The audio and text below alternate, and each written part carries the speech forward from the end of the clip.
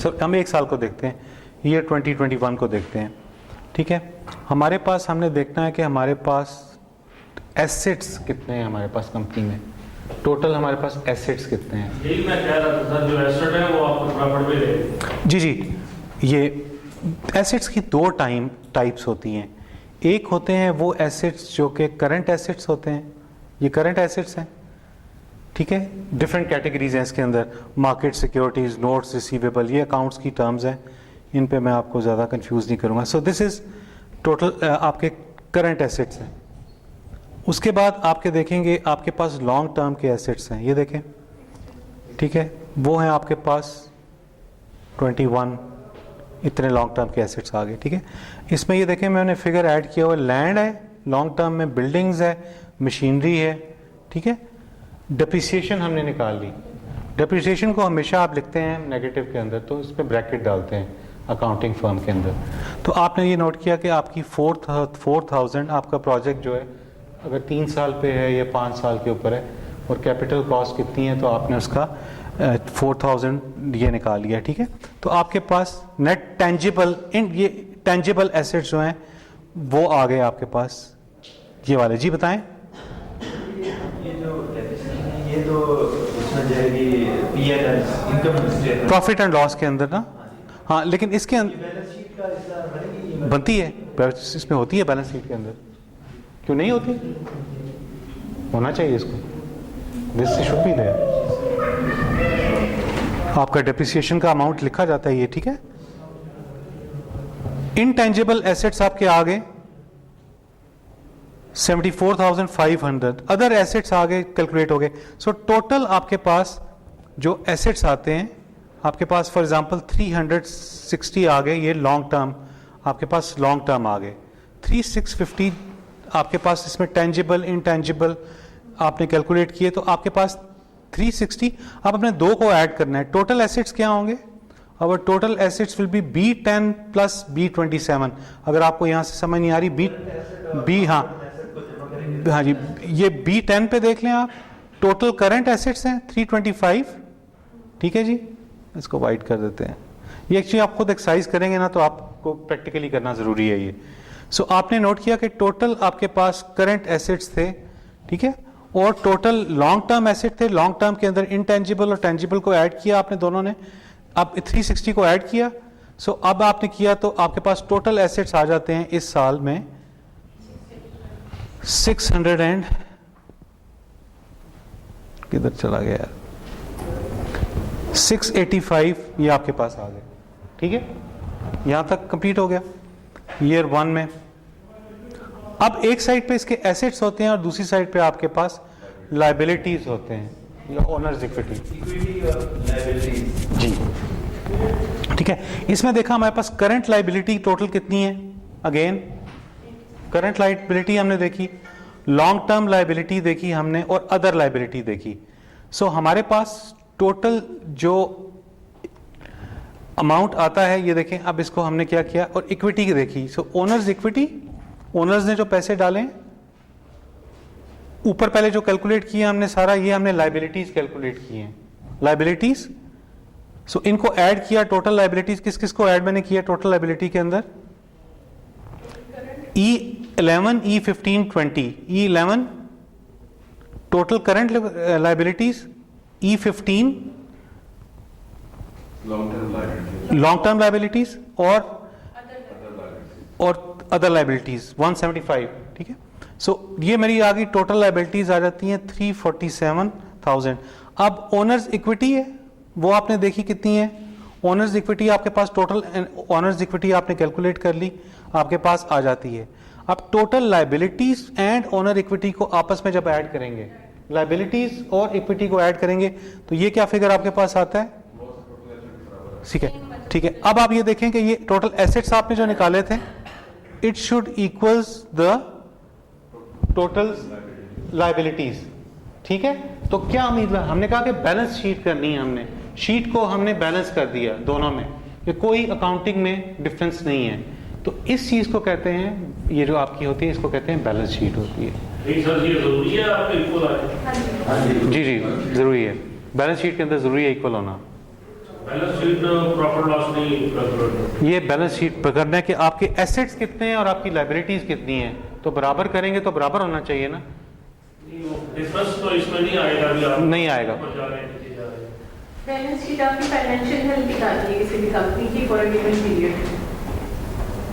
तो इस साल में हमने देखा कि हमने पहले साल के अंदर देखा, हमारा पहले साल भी हमने बैलेंस करना होता है। जो भी अकाउंटिंग आप करते हैं ना, उसको एंड ऑफ द डे आपको बैलेंस करना होता है ना, कि जितने मेरे पास पैसे हैं उतने मैंने खर्च किए हैं, ठीक है, लाइबिलिटीज है मेरी, और इतना ही मेरे पास पैसे मौजूद हैं, तो उन दोनों को बैलेंस होना जरूरी है आपके, अगर कंपनी को आप राइट हेल्थ के ऊपर जा रहे हैं बैलेंस शीट को।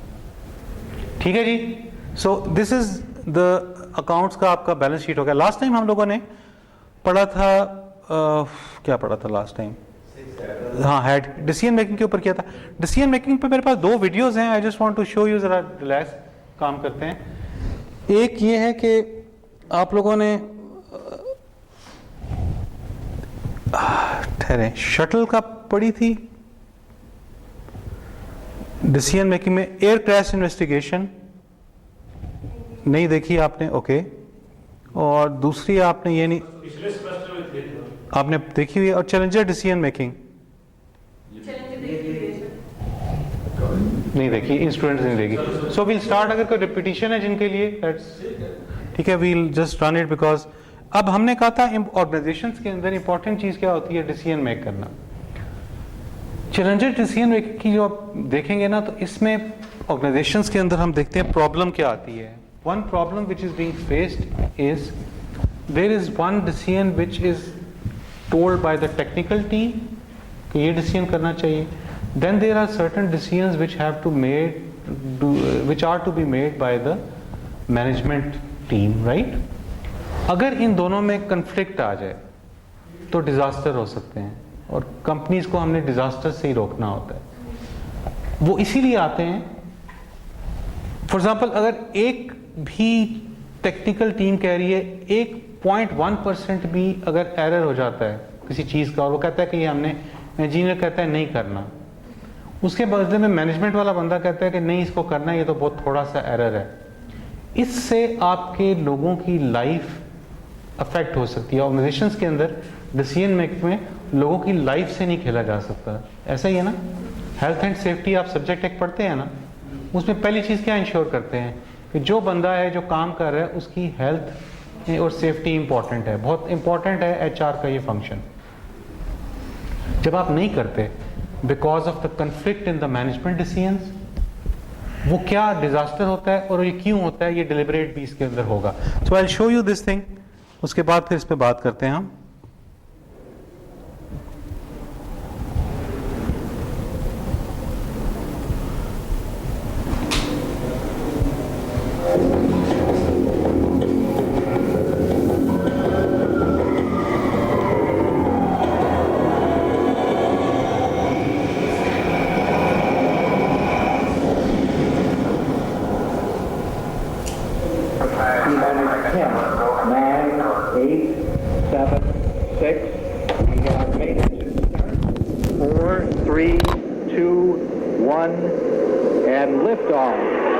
Liftoff of the 25th Space Shuttle mission, and it has cleared the tower.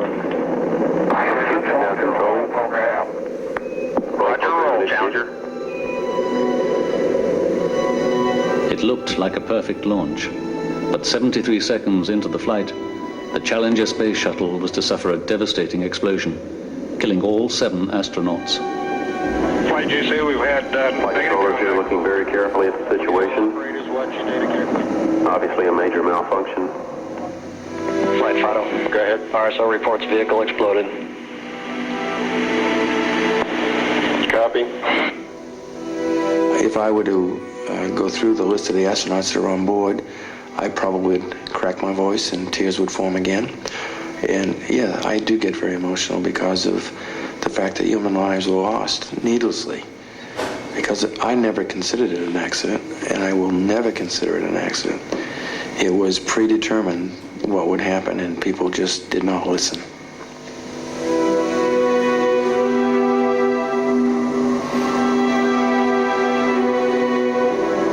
No one regrets more than I.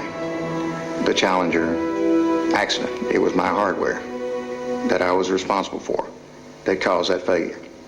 But given the data I had at the time that we flew the Challenger, as we had the previous vehicles, there was no other engineering decision that could be made based on the data that was available to us. In the weeks following the Challenger explosion, NASA managers expressed bewilderment as to the causes. It would be a manager from Morton Thiokol, a key rocket supplier for the shuttle, who eventually began to disclose crucial events that lay behind the disaster. He attended a special session of the presidential inquiry, called to discuss the possible effects of low temperature on the solid rocket motor, or SRM. It was known that the temperatures were predicted to be below freezing during the night and into the morning of the 28th. As a matter of routine, those of us working the launch asked our technical people and our contractors what concerns we may have for low temperatures. Tycho presented to us the fact that the lowest temperature we had flown an O-ring or a case joint was 53 degrees. And they pointed out that we'd be outside of our experience base. After hearing the discussion, we all concluded that there was no problems with the predicted temperatures for the SRM, and I received a document from Thiokol to that effect, that there were no adverse consequences expected due to temperature during the night of the 27th. Well, my thought is, if it's all right with the other members of the commission, that we have a public session tomorrow, and we'll go on as long as we can. Mr. Chairman, Al McDonald of Morton Thiokol wanted to make a point. Yes, I want to say a point about the meeting. That meeting was set up by Thiokol to review data and concerns about lower temperatures and the basis for that concern. The recommendation at that time, based on the data that was sent out from Thiokol, was not to launch below 53 degrees Fahrenheit. You said not to launch below 53 degrees? And what was the actual temperature? The actual temperature predicted at that time was 29 degrees. Could you stand up again and say that a little louder so we can hear it? I'm not sure that we all understood what you said. Yes, sir. The meeting was... This film tells the story of how serious flaws in the shuttle had long been known about, and of the struggle that took place to try and avert the fatal launch. So temperature shuttle का launch करने का होना चाहिए तो 53 degree के ऊपर मैं कहा था कि लॉन्च है एक्चुअल टेम्परेचर तो दिनों के अंदर कम था 26 डिग्री था तो उन्होंने कहा था कि इसको लॉन्च नहीं करना चाहिए इस टेम्परेचर के ऊपर क्यों नहीं करना चाहिए आप बताते हैं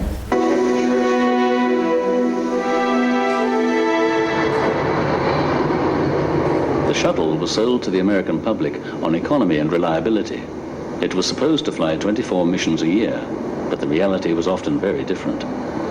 The previous mission to Challenger, known as STS-51C, had been delayed a record 7 times. Challenger itself had slipped back 4 times, jeopardizing the key reason for the flight, the much publicized presidential Teacher in Space program. If the shuttle didn't lift off within 2 days, Krista McAuliffe, the teacher who'd been chosen from 11,000 hopeful applicants, would have to give her lessons from space on a weekend to empty classrooms. But as they tried again on the morning of January the 27th, the launch hit further problems. Say again, please. Good morning, Allison. We've got an exterior hatch lock that isn't closed. OTC-MS2 radio check. Let's set it on the orbiter net and work this problem. Repeated mechanical delays, combined with unusually foul weather at the Cape, eventually made it impossible to launch. This is the launch director. We are no-go. Good morning, Krista. Hope we go today. Good morning. Looks like we missed the window for the day, gentlemen. We'll advise you by tomorrow. Okay, we're bringing the crew out now. Okay, copy that. I think we want to know particularly if there's anything related to the predicted low temperatures that might cause concerns. If you call up your people, we'll meet in conference in 10. NASA engineers now recalled that a previous flight at low temperature had led to problems with the solid rocket boosters, or SRBs, which lift the shuttle into space. They got onto the contractor over 2,000 miles away. From launch director that we are going to scrub for today. Let's hold our breath for another day. That the people will be coming out to the pad to... We got temperature predictions for tomorrow's launch. 25 to 29 degrees. Cancel your Florida vacation. Problem, Roger? Could well be, yeah. Okay. We got to get back to the Cape on this, so you want to gather anything, I'll go get Bob. We'll hash it out in my office. Morton Thiokol had won the contract to build the solid rocket boosters with a highly competitive bid. Roger Beaujolais and Arnie Thompson were their leading experts on a key component in the SRB. Their concerns related to its design. The booster was made up of cylindrical sections. The joints between the sections were sealed by two circular rubber rings, called the primary and secondary O-rings, each a centimeter thick and 12 meters long. But right from the first launch, it had been found that the SRB was flexing in an unexpected way, and the O-rings were having to perform a function for which they were not designed. Milliseconds after ignition, the walls of the SRB bow outward, opening a gap between the O-rings and the outer wall. To maintain the seal, the primary and secondary rings have to expand fast enough to close the gap.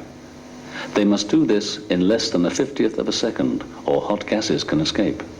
Known as blow-by, this caused dangerous erosion of the O-rings.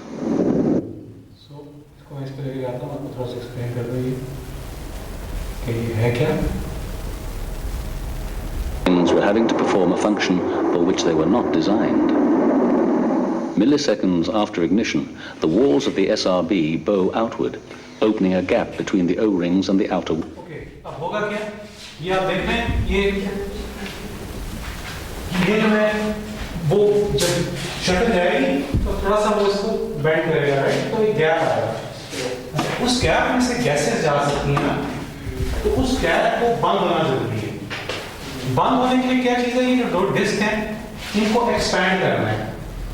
तो अगर temperature कम होगा outside, temperature कम होगा, तो ये expand नहीं कर सकती इतनी जल्दी।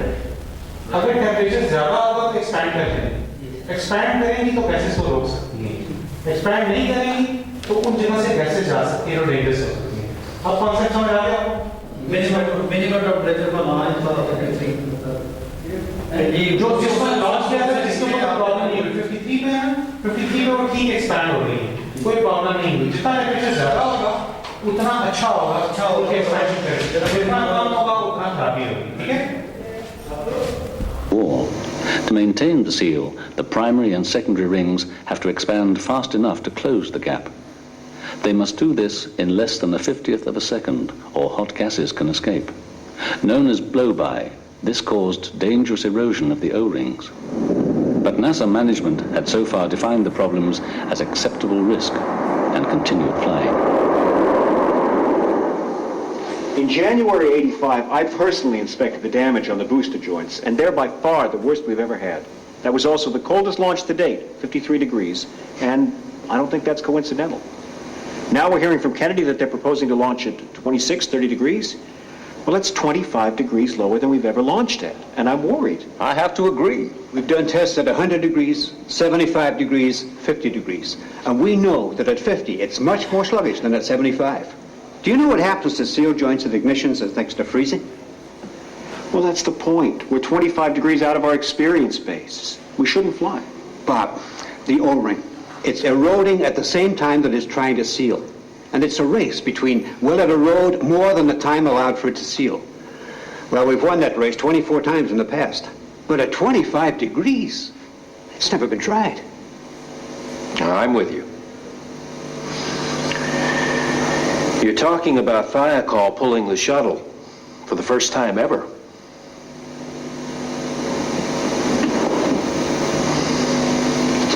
Well, we'd better ready up a hell of a presentation. Bob Lund relayed his engineers' concerns back to their manager at the Cape, Alan MacDonald. Make sure we're in a position to recommend a launch temperature. Just don't recommend a launch. Bob, this has got to be an engineering decision. No, there's still time. There's plenty of time. Roger Beaujolais and Arnie Thompson's concerns with the O-rings were long-standing. Following the discovery of O-ring erosion in earlier missions, Beaujolais wrote a memo to his superiors in July 1985, summarizing the dangers. It is my honest and very real fear that if we do not take immediate action to dedicate a team to solve the problem, then we stand in jeopardy of losing a flight. But Beaujolais' memo was confined to Thiokol and never shown to NASA. People will be coming out to the pad to... The concern about the low temperatures led to a long-distance telephone conference scheduled to begin at 5:45 Eastern Standard Time. Thiokol engineers in Utah and at the Cape struggled against the clock to prepare a no-flight recommendation, their first in the history of the shuttle. But it was unusual to call a meeting so late, and it took time to gather important personnel. Larry Malloy, NASA's manager for the solid rocket boosters and one of the key people to appraise the Thiokol presentation, had to be called back from his hotel. It was another red faces day for NASA as a trouble-free liftoff proved too much of a challenge for challengers. And with the weather closing in, it doesn't look good for tomorrow either. George Hardy, deputy director at NASA's Marshall Space Center in Alabama and a highly influential figure, was called back from home. But Leon Ray, who had been one of Marshall's most outspoken critics of the O-ring design and who might have played a significant role in the teleconference, was never called. We get a little cold nip down here and they want to shut the shuttle system down. Well, I'm going to want to know why, and I'm not accepting it on the basis of any hand-wringing emotion. The pressures of cancelling a launch weren't simply on Thiokol's engineers. Mason? There were important implications for the managers, too. Just 1 week earlier, Thiokol's exclusive contract with NASA to build the solid rocket boosters, worth $1 billion, had come up for renewal. Oh, if that's what they think, okay.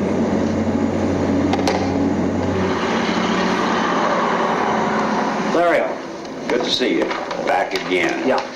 Stan? Yeah. Cold out there. Sure is. You're going to be fueling up in next to no time. There's got to be an easier way to make a living. The telephone conference finally began at 8:15. Essentially, our position is this. An engineering recommendation for caution. A recommendation not to launch. Roger Beaujolais, Thiokol. Good evening. Basically, if erosion penetrates the primary O-ring seal, there is a higher probability of no secondary seal in the steady state condition. Now, the cold will make the ring harder, and the harder it is, well, it's like trying to shove a brick into a crack instead of a sponge.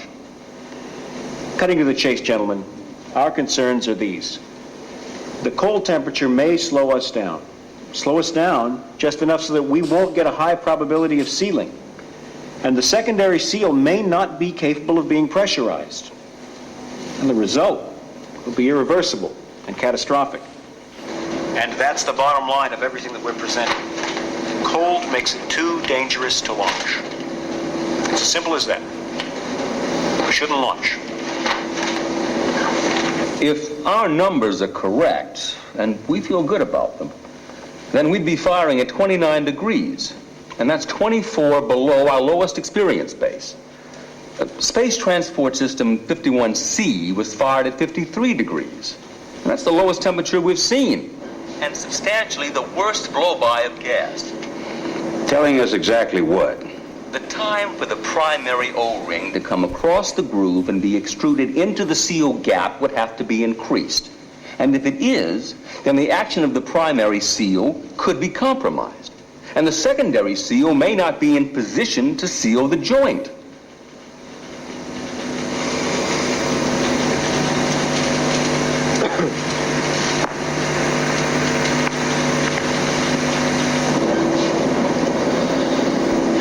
Larry Malloy, I got to tell you, fellas, your pitch just doesn't hang together. When you consider it all within the context of all data available, your conclusions just don't add up, Thiokol. how can you tell me that damage to STS-51C was a result of cold, when your second worst case was at 75 degrees, room temperature? Do you see my point? I mean, O-ring damage has had a lot of causes. So what evidence do you have that damage to STS-51C was a result of cold? Can you quantify your concerns? Well, I can't quantify them, no. I've got no data to quantify them. But I do know that we're moving away from goodness in our current database. Yes, there was blow-by at a room temperature launch, but not as much, not nearly as much as there was at 53 degrees. We've been flying since STS-2 with a known condition in the joints that's been duly considered and accepted by THICL. It's been accepted by me.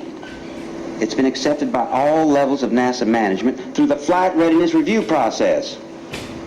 This is a condition that we have had since STS-2 that has been accepted. And blow-by to the O-rings cannot be correlated to the temperature by these data. That is indeed telling us that lower temperature is a factor. I inspected the flown hardware myself. Now, you're asking me for data to support my claim. Well, I've got none other than what I'm offering here, but I've been trying to get resilience data, Arnie Thompson and myself both, since last October.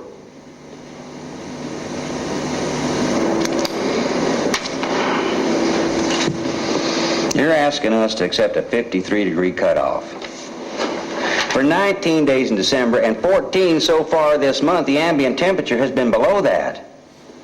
We were going to launch this morning, and the ambient temperature at 8 a.m. was 37 degrees. But THICL, you did not raise any concerns then.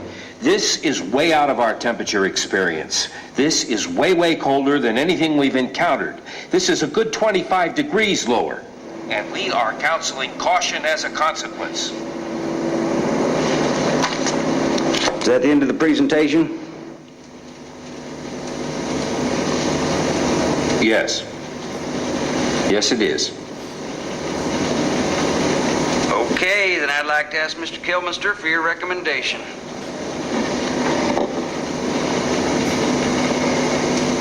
Well, Larry, fire call position is this. A recommendation not to launch. I think we did a fine job because we had one definitive test, albeit preliminary. There was one definitive test that showed that the seals performed more poorly at cool weather than at room temperature weather. And as an engineer, I can tell you I only need one piece of negative data to shut something down from going forward. And that's what I tried to do. An engineer evaluating a decision like this one has to rely on the data that's available to support the decision. In this case, there were no data that supported a conclusion of more extensive O-ring damage at the colder temperature. On the contrary, there were data that said that it wasn't as extensive at lower temperatures as it was at some higher temperatures. As the astronauts slept, unaware of the problems, the meeting carried on. What you're proposing to do is to generate new launch criteria on the eve of a launch after we've successfully flown with the existing criteria 24 times. THICL, you are contradicting the position you took after STS-51C when you checked those rings and you said that the safety factor was very much intact. You guys took the position then that the primary would seal with 3 times the erosion at 53 degrees. Now, all I'm asking is it logical? Is it truly logical that it has to be 53 degrees to fly? I mean, my God, THICL, when do you want me to launch? Next April? I've been working 13 years on this project. This is the only time, the one and only time we've ever asked for a delay. Usually we're breaking our backs to beat the schedule. At this point, George Hardy, a strong-minded and powerful figure at NASA, was asked for his opinion. Perhaps we could hear from George Hardy at Marshall. What do you think?